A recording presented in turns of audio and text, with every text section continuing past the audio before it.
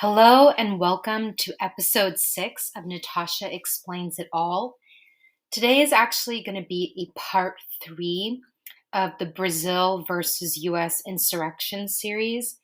I wasn't planning on this episode, but I have seen the news of the last couple of days in the United States of yet more mass shootings, um, including 2 in my home state of California.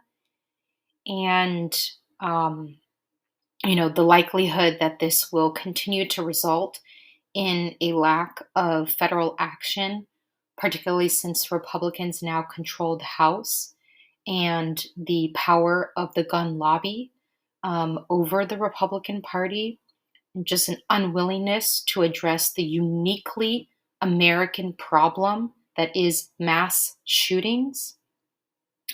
And so the reason that this is part of the US versus Brazil insurrection series, and why these most recent mass shootings at schools, at Lunar New Year celebrations, and other locations has brought me back to this topic is that the issue of gun ownership and the issue of gun quote unquote rights is another area where there are very strong parallels between the US and Brazil, between the Trump camp and the Bolsonaro camp. Now, starting from a basic point, Brazil does not have the equivalent of the Second Amendment in the United States. There is no right to bear arms under the Brazilian Constitution. However, the Bolsonaro presidency, expanding gun rights was one of the top priorities of the Bolsonaro campaign and of his presidency. One of the first things he did upon becoming president was to begin expanding the right or expanding access to guns, making it easier to acquire guns, making it easier to acquire ammunition, and also expanding gun ranges and gun clubs and other places where people can um, be with other people who also who also own firearms and want to use those firearms. And very similarly to the imagery that the Trump campaign put forth, the use of lots of campaign images and social media images of Bolsonaro or his children, particularly his son Eduardo, holding guns in the same way that you have the Trump children doing the same type of thing to, I don't know, in this like weird, um, like masculinity, like angle, use this kind of imagery to show that their campaigns were strong and masculine and forceful, and that was one of their priorities. That was one of their policy priorities, to expand access in both campaigns, in both the Trump campaign as well as the Bolsonaro campaign, to expand access to guns. And during the Bolsonaro presidency, his one term, it was extremely successful in the sense of loosening gun restrictions and proliferating and the proliferation of firearms in Brazil. Just to share one statistic, and I'll try to add some links to a few articles in the show notes if you would like to do some additional reading. But one statistic I found was that the number of new guns registered in Brazil doubled in 2020. Doubled. The number of new guns registered in Brazil doubled in 2020, which was at the height of the Bolsonaro presidency. And from 2017 to now, there the number of guns in Brazil has doubled to now having 1.3 million guns, which still like pales in comparison to numbers in the United States. But again, this was a very, very specific and deliberate parallel to the Trump campaign with the Bolsonaro campaign. And again, both of them are being advised by the same people, including Steve Bannon, and um, it is part of their fascist, right wing, white supremacist, Christian nationalist imagery, right? That the citizens must take up arms, to defend freedom. And that is part of the messaging of the Bolsonaro camp as well. And the response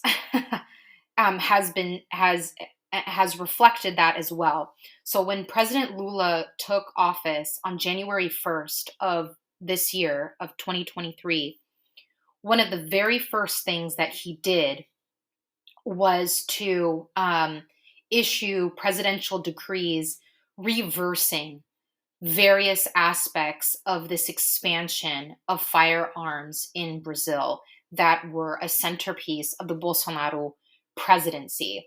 So things like suspending new registration of new like firing ranges and gun clubs, creating a group to study, the process of undoing a lot of these things. Sorry about that. That was a timer. um, and reducing the limits on how many firearms an individual can own. That was also one of the things that the Bolsonaro presidency did. It expanded the number of individual firearms an individual can own, and that was part of the presidential decree that Lula reversed, to limit how many an individual can own. And so I just wanted this is going to be a really short episode, but I just wanted to point this out as well as um, another parallel between the Trump campaign and the Bolsonaro campaign, and therefore the reaction that we saw on January 6th in the United States and January 8th in Brazil, right? The supporters coming heavily armed, and believing that they are, fighting some type of, apocalyptic fight against whatever enemy that they have been sold by the likes of the Trump family and the Bolsonaro camp. And using, and again, in Brazil, it has an additional context that, recall, Brazil, before it became a democracy in 1985, spent 20 years under a military dictatorship. And a big part of Bolsonaro's campaign as well was talking about how we need to go back to that time. The military dictatorship was, times were better then. And when the insurrection happened in Brazil on January 8th, that was the call of the supporters, right? Have the military intervene and, use their force to retake the government and give the government back to Bolsonaro. Very similar a demand of Trump supporters, and they came extremely heavily armed on January 6th. That is actually one of the things that came out in the January 6th commission and the various hearings, that the rally that Trump was holding on January 6th, because of standard protocols around the Capitol area, there were metal detectors that all of the attendees of the rally needed to go through. And a lot of people were having a lot of weapons confiscated because a lot of his supporters showed up with everything from guns to like metal knuckles, to all kinds of weaponry. And those were being confiscated. And one of the things apparently that Trump communicated to his staff was to get rid of the metal detectors. He said that these people are not coming here for me. Meaning, like, they're not coming here to attack him. So he's fine if these people bring in guns and other weapons because his supporters are not going to turn those weapons onto him. He doesn't care if those weapons are used against someone else. So get rid of the metal detectors, get rid of them, let the people through with whatever they have because they're not here to hurt me. That was the level of thinking of Trump on January 6th, and honestly, throughout his entire presidency.